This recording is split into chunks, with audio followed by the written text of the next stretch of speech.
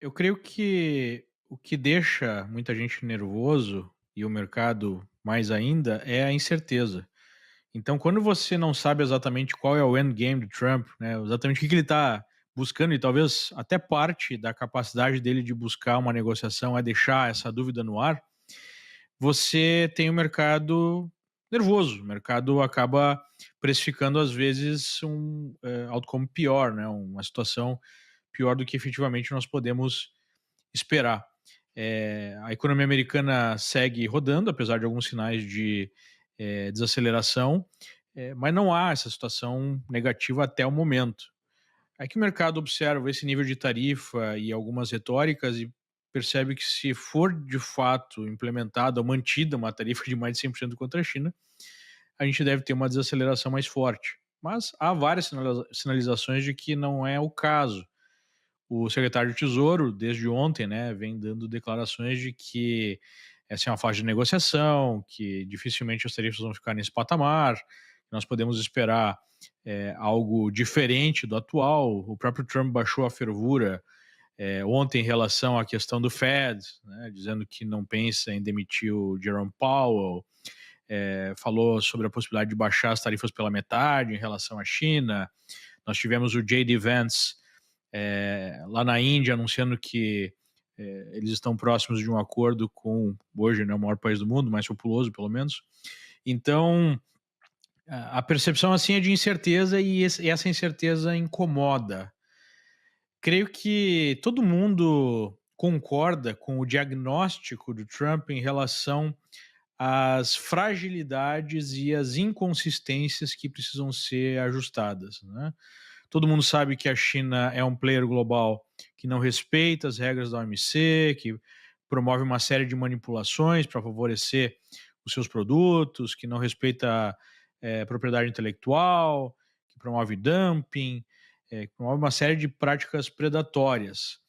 E também há uma clara percepção sobre o desequilíbrio do comércio dos Estados Unidos com o resto do mundo. De fato, há barreiras não tarifárias que até são mais graves do que barreiras tarifárias. De fato, a China utiliza outros países para triangular e acabar vendendo produtos que foram tarifados de uma outra forma, né, sem as tarifas. Há o interesse chinês declarado de suplantar os Estados Unidos como grande potência global, né. Há uma postura mais imperialista nos últimos anos, há uma postura mais dura em relação mesmo ao dissenso interno, né. É um regime ditatorial, um regime comunista ditatorial. Então, creio que praticamente todo mundo reconhece que há a necessidade de se fazer algo. O grande ponto é se essa postura adotada pelo Trump é a mais correta ou a mais efetiva para lidar com esse problema.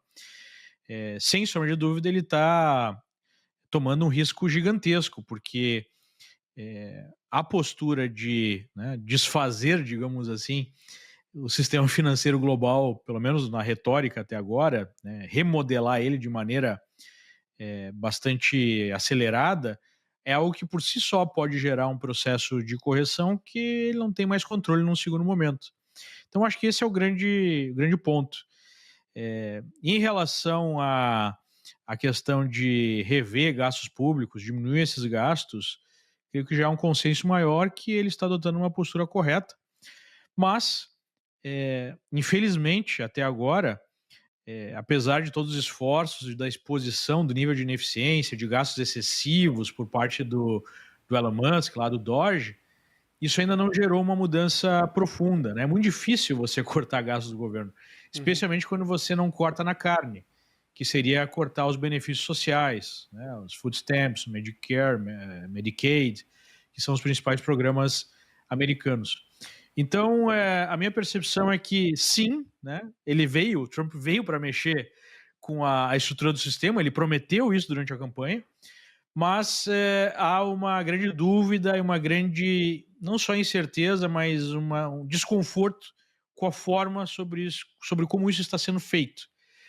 Talvez com o andar da carruagem e as coisas baixando um pouco a poeira, né, e certas medidas sendo tomadas para não deixar isso tão agressivo.